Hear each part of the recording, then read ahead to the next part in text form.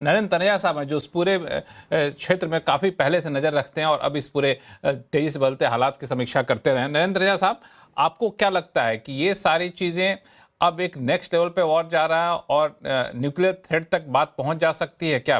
क्योंकि दो चीज़ें हैं, एक तो अमेरिका के वर्चस्व को चैलेंज तो कर दिया ईरान, इसमें कोई शक नहीं है। दूसरा, अगर न्यूक्लियर थ्रेट तक जाते हैं आप तो उसके बहुत ज़्यादा दुष्परिणाम निकलेंगे।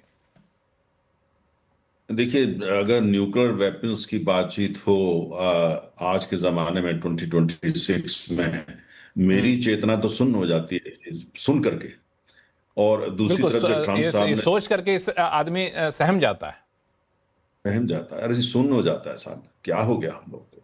लेकिन दूसरा जो है, पहली बार हम देख रहे हैं कि अमेरिकी राष्ट्रपति जो शब्दों का प्रयोग कर रहे हैं।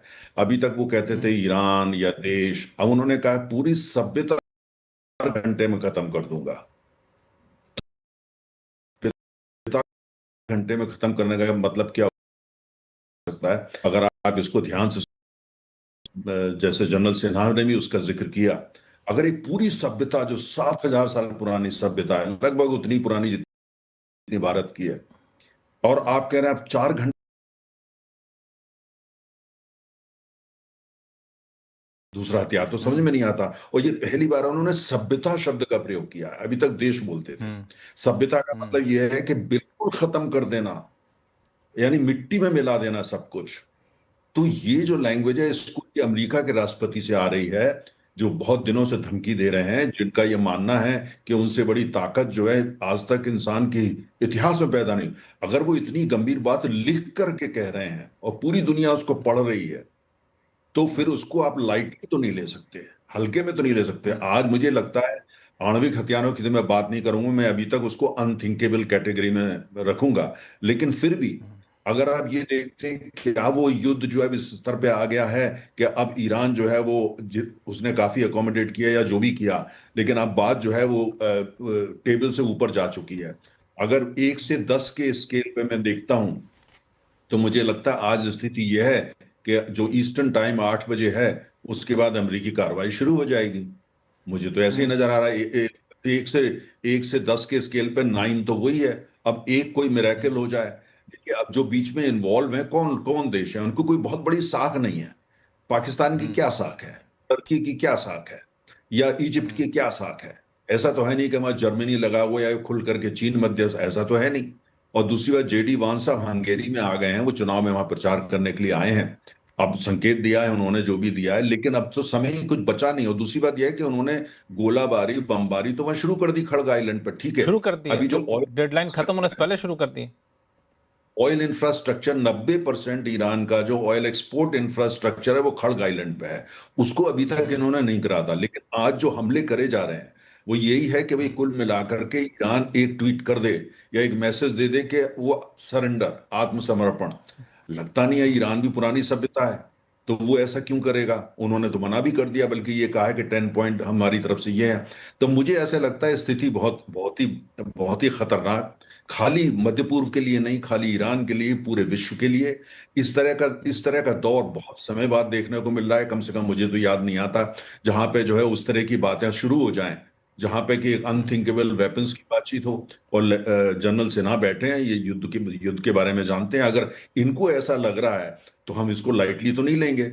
और दूसरी तरफ खुद ट्रंप साहब कह रहे हैं सभ्यता को खत्म कर दूंगा। सभ्यता को 4 घंटे में आप कैसे खत्म कर सकते हैं?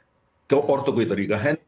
तो ये मुझे लगता है बिल्कुल, कि ये ये सारी अब जो तरीका है उसके बारे में सोच कर भी आदमी मतलब आपने बिल्कुल कहा, बिल्कुल सुन्न हो जाता है, आदमी सोच भी नहीं सकता है। सुन्न हो अब जाता प्रोफेसर गुलशन सचदेवा साहब, ये ट्रंप की धमकी तक ही मान के चला जाए, या फिर लगता है कि ट्रंप इस स्तर तक जा सकते हैं, क्योंकि उनकी अपनी एक मजबूरी भी है, उनका अपना वर्चस्व, हम वर्ल्ड सुपर पावर है ये बता के रखना भी उनको है।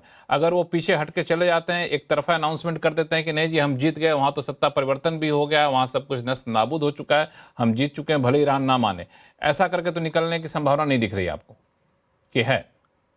जी, जिस तरह की भाषा ट्रंप साहब यूज कर रहे हैं और जिस तरह की धमकियां वो दे रहे हैं, जो हम पहले बात करते थे रोग स्टेट की, वो सबसे बड़ा रोग स्टेट अभी यूनाइटेड स्टेट्स बना हुआ है।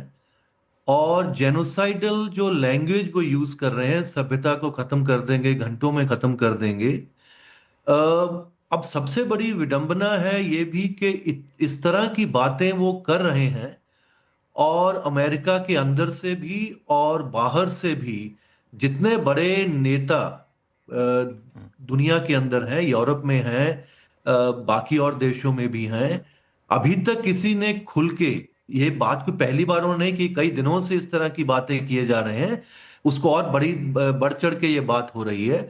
किसी बड़े नेता ने अभी तक खुल के उसका ये नहीं कहा कि भाई आप इस तरह की बातें मत करिए, ये बिल्कुल आप गलत कर रहे हैं, अनैतिक कर रहे हैं, इलीगल कर रहे हैं।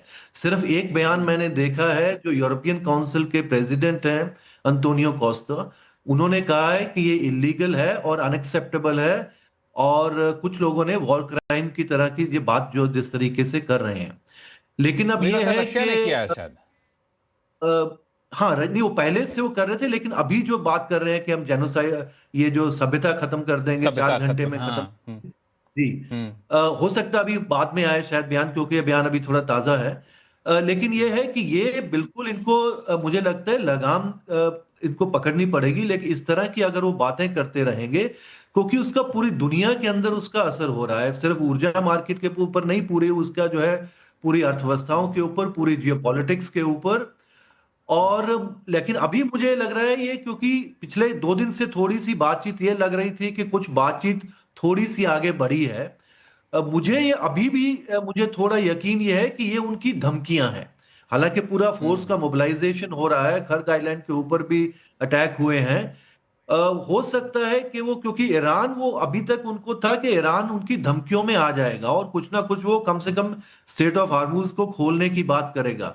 ईरान ने बल्कि जब से और धमकियां आई हैं, उन्होंने अपनी तरफ से और धमकियां वैसे ही उनको दी है, पूरे क्षेत्र को हम जो है आप पूरी चपेट में ले लेंगे, और जो दूसरा जो है वो हार्मूज, स्टेट ऑफ हार्मूज के बाद जो दूसरा जो हार्मूज स्टेट है उसको भी बंद कर देंगे, क्योंकि वहां पे भी हुतीज जो है वहां पे उनके थोड़े कंट्रोल में है। तो उन्होंने भी उसी तरीके के जवाब उनको दिए हैं। तो ये मामला मुझे लग रहा है कि अभी, क्योंकि झुंझलाए हुए हैं, क्योंकि वो जिस तरह की उम्मीद उनको थी कि शायद वो उनके वैसे दबाव में ईरान आए, तो अभी तक नहीं आया है। वो तो ईरान मुझे आया नहीं। लगता है कि जब तो ये वो आज का दिन, ट्यूसडे का जो भी उन्होंने डेडलाइन उसकी रखी है, डेडलाइन देगी। क्योंकि बातचीत हाँ। फिर भी कहीं ना कहीं मुझे लगता है कुछ हो रही है, जो कि जेडी वांस ने जो बताया है, तो शायद ये डेडलाइन थोड़ी आगे बढ़ाएंगे और कुछ ना कुछ इसके अंदर होने की मुझे अभी भी संभावना लग रही है, वरना तो चलिए, जो धमकियां वो हम वो तो लोग भी बिल्कुल यही अनुचित बात। उम्मीद करेंगे। उम्मीद क्या करना है, एक तरीके से प्रार्थना भी करें। किसी भी सभ्यता को खत्म करने की अपेक्षा या ऐसा सोचना भी गुनाह होता है। ऐसा शायद ना करें, कुछ बीच का रास्ता निकले।